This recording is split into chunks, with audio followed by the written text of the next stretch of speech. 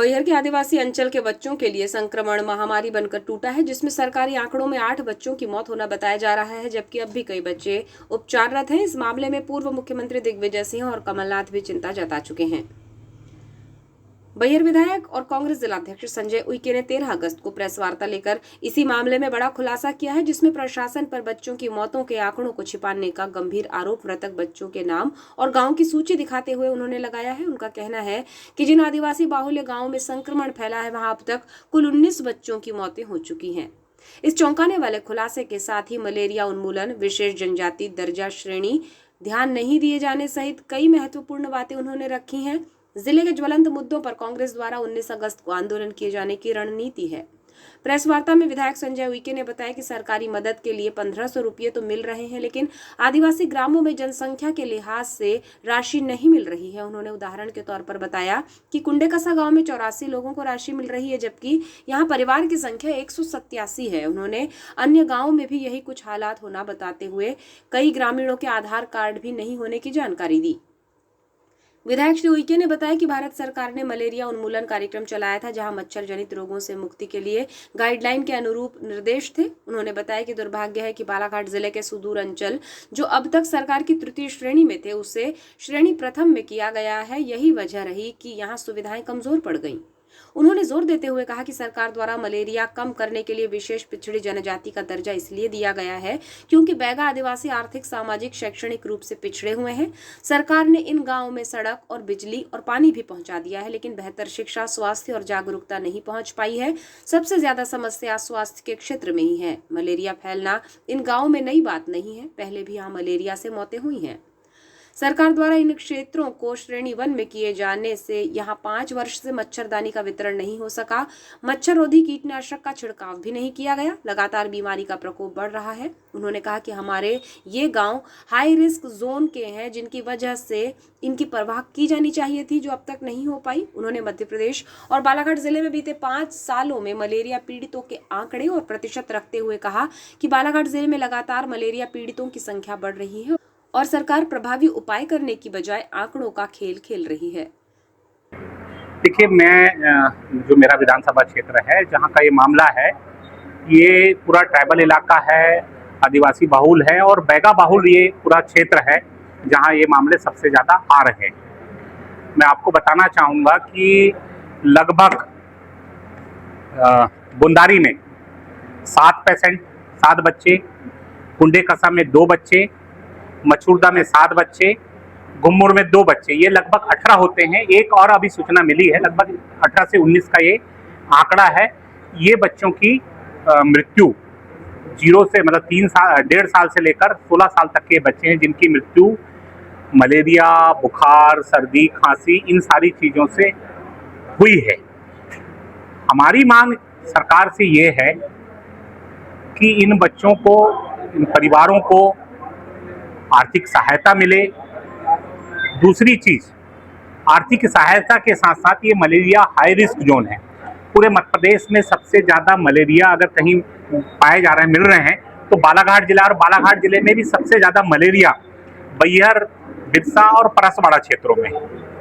तो जब ये सबसे ज़्यादा यहाँ पर है, तो यहाँ क्या कमी रही, इसकी एक निष्पक्ष जाँच होनी चाहिए।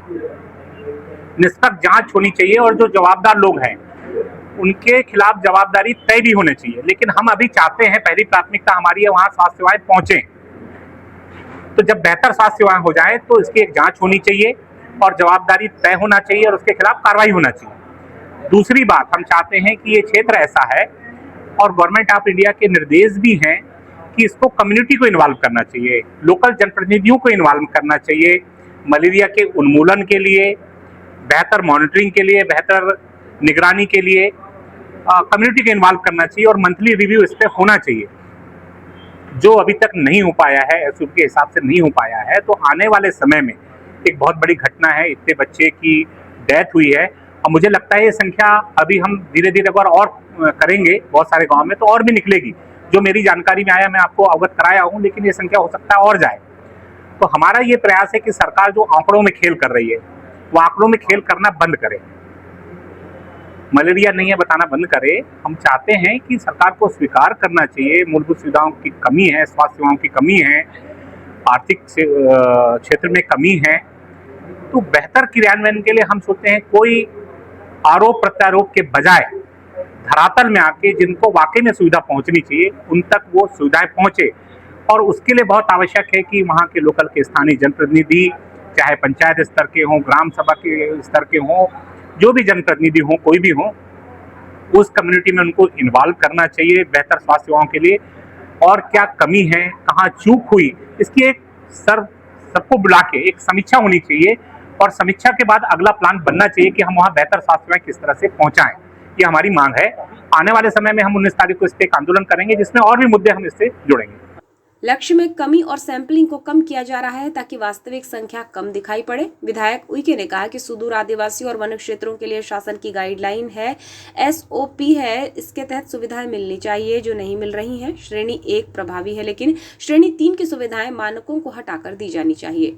विधायक संजय उइके ने आरोप लगाया कि स्वास्थ्य विभाग, महिला एवं बाल विकास विभाग में समन्वय नहीं है और एक दूसरे विभाग पर वो कमी निकाल रहे हैं। स्वास्थ्य अमला कहता है कि कुपोषण से मौतें हो रही हैं लेकिन बच्चों और धात्री महिलाओं को पौष्टिक आहार देना जरूरी है। सरकार ने टेक होम राशन मार्च महीने से बंद कर रखा है। कैग की रिपोर्ट का हवाला देते हुए उन्होंने बताया कि जो आहार दिया जा रहा है उसमें पोषक तत्व नहीं है। स्पष्ट है कि इसका दोष सरकार के ऊपर जाता है। शासन के बड़े पदों पर बैठे हुए लोग ही इसके जवाबदेह हैं। संक्रमण से बच्चों की मौतों को लेकर बैहर विधायक संजय उइके के द्वारा जुटाए गए आंकड़ों और नामों की जानकारी भी साझा की गई। साथ ही उन्होंने कहा कि दस्तावेज दूंगा, किस तरह इस मामले को दबाने का प्रयास किया जा रहा है। आने वाले समय में मैं इसके सारे प्रमाण दूंगा। अभी तो हमारी ये अपेक्षा है सरकार से कि जितनी जल्दी हो सके, आज से कलेक्टर ने वहाँ 3 कमेटी बनाया है, मॉनिटरिंग कमेटी भी बनाई है, जैसा मैंने आपसे अवगत कराया था। समन्वय की कमी है, उसके लिए कमेटी बनाई है। तो आज से 3 क्षेत्रों में बनाया है। आज से 15 दिन के लिए उनकी ड्यूटी लगी, आपको वहीं रहना है और हर घर में टेस्टिंग करना है। ये टेस्टिंग हर घर में नहीं हो रहा था, हर घर में टेस्टिंग करना है। वहाँ एक जो सबसे बड़ी समस्या आ रही थी, जब मैं पहुंचा था तो डॉक्टर दवाइयाँ दे रहे थे, उनको 3 दवाई दिए, सिरप दिया है। अब मैंने पूछा कि कैसे कैसे लेना है, तो उन्होंने 2 बता पाए, 1 नहीं बता पाए।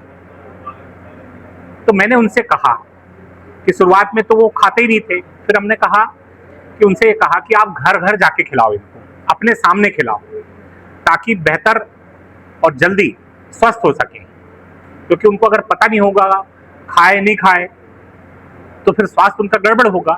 तो ऐसी कुछ कमियां थी, वो हम चाहते हैं कि दूर हो।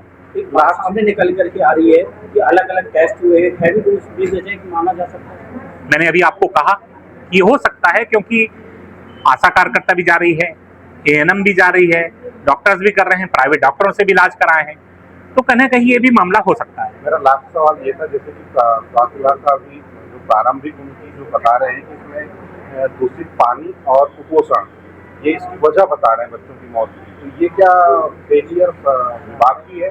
देखिए, जहाँ तक पानी की बात है, सरकार कहती है कि हर घर जल मिल गया है, पहुंच गया है, तो ये तो अपने आप में प्रूफ हो रहा है ना। अगर वो कह रहे हैं तो सरकार में बैठे हुए लोग ही कह रहे हैं कि पानी की बेसिक कमी है और वही लोग कह रहे हैं कि हर घर नल पहुंच गया है, तो ये तो अपने आप में प्रूफ होता है। रही बात पोषण की, पिछले मार्च से टेक होम राशन जो 6 साल तक के बच्चों को मिलना चाहिए था, गर्भवती महिलाओं को मिलना चाहिए था, 0 से 3, 3 से 6 लोगों को, टेक होम राशन मार्च से नहीं मिला है। और टेक होम राशन में जो न्यूनतम पोषण तत्व होने चाहिए, कैग की रिपोर्ट है, विधानसभा में प्रस्तुत है 2024 की, जिसमें खुलासा हुआ है कि टेक होम राशन में पोषण तत्व मिले ही नहीं, तो निश्चित तौर पे कुपोषण की ओर जाएंगे ना ये।